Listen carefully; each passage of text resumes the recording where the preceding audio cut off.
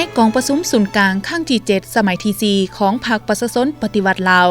ประธานไกรสอนพรหมวิหารได้ให้ทัศนะไว้ว่าพวกเฮาต้องหันไปสู่ชนบทนี่แม้นเป็นจุดหมายหนึ่งของบรรดาแขนงการต่างๆจากคำเว้าดังกล่าวแสดงให้เห็นถึงการเบิ่งกว้างมองไกลของประธานไกรสอนพรหมวิหารอย่างถูกต้องสอดคล้องและสัจจวิภาคซึ่งได้ถูกพันขยายเป็นแผนการและจัดตั้งปฏิบัติในทุกแขนงการทุกระดับตั้งแต่ศูนย์กลางลงสู่ท้องถิ่นตลอดระยะ40 ปีแห่งการพัฒนาแขวงบ่อแก้วที่ทางนโยบายดังกล่าวของท่านผู้นำก็คือคณะนำแขวงบ่อแก้วของพวกเฮา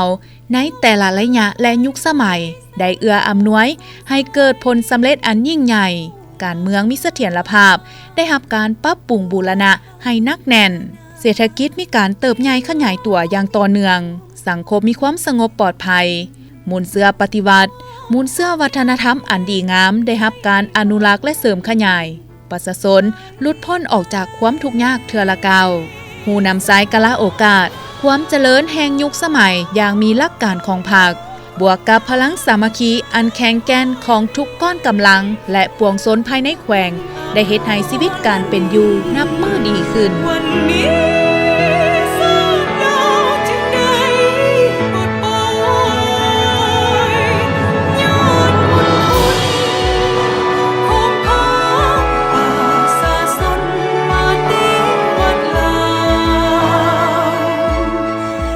40 ปีแห่งการปกปักรักษาและสร้างสาพัฒนา40 ปีพวกเฮามีผลสำเร็จ40 ปีพวกเฮามีความเข้มแข็ง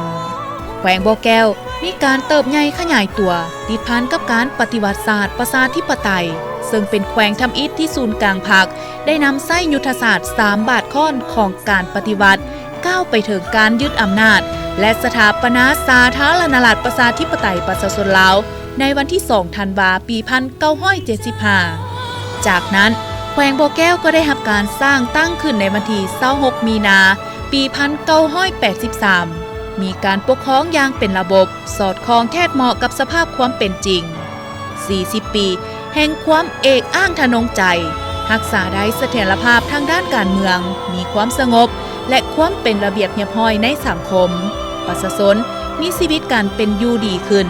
สะดวกสบายในการทำมาหากินซื้อขายแลกเปลี่ยนเศรษฐกิจครอบครัวนับมือเข้มแข็งหังมี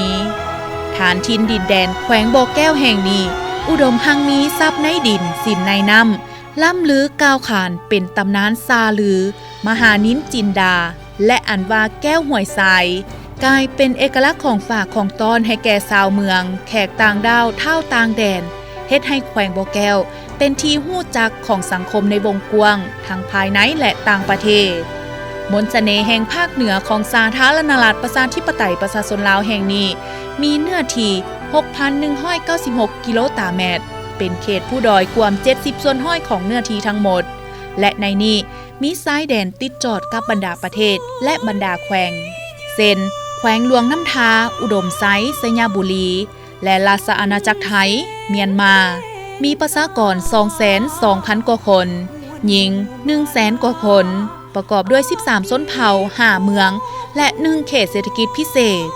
ด้วยมูลเสือน้ำใจหักชาติหักบ้านเกิดเมืองนอนของบรรดาท่านการน้ำและชาวแขวงบ่อแก้วที่ได้สามัคคีกันสร้างสาพัฒนาบ้านเกิดและปรับปรุงชีวิตการเป็นอยู่ของตนนับมือดีขึ้นแสดงออกในปี 2022 รวมยอดผลิตภัณฑ์ได้ 3,500 กว่าตื้อกีบเศรษฐกิจขยายตัวในระดับ 3.3 ส่วนห้อย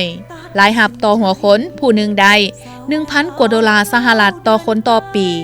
ระบบพื้นฐานโครงสร้างคมนาคมและขนส่งถนนหนทางสนามบินท่าเรือเขื่อนไฟฟ้าน้ำประปาชลประทานระบบการสื่อสารสำนักงานได้รับการพัฒนาอย่างประจักษ์ตาปัจจุบันบ้านที่มีเส้นทางเข้าถึงกว่า98 ส่วนห้อยบ้านสมไซไฟฟ้ากว่า 97.18 ส่วนห้อยสัญญาณโทรศัพท์เข้าถึงทุกบ้าน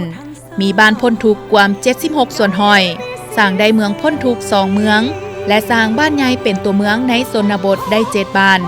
ได้เปิดกว้างการพัวพันร่วมมือกับบรรดาประเทศเพื่อนมิตรยุทธศาสตร์ประเทศใกล้เคียงและองค์การจัดตั้งสากลอย่างกว้างขวางทั้งหมดนั้น คือความเอกอ้างทานงใจของปวงซ้นบรรดาเผ่าและองค์การจัดตั้งทุกขันของแขวงบ่อแก้วที่ได้เป็นส่วนหนึ่งประกอบส่วนสำคัญเข้าในขบวนการปลดปล่อยซาดินแดนที่ป้าไว้ห้องห้อยประวัติศาสตร์มูลเสือแห่งการต่อสู้พิละอ่านหันอันได้กลายเป็นบทเรียนให้แก่การซี่นำพาการยึดอำนาจปลดปล่อยประเทศชาติแก่หุ้นคนรุ่นหลังสืบสานปกปักรักษาและพัฒนาให้ก้าวสู่จุดหมายสังคมนิยม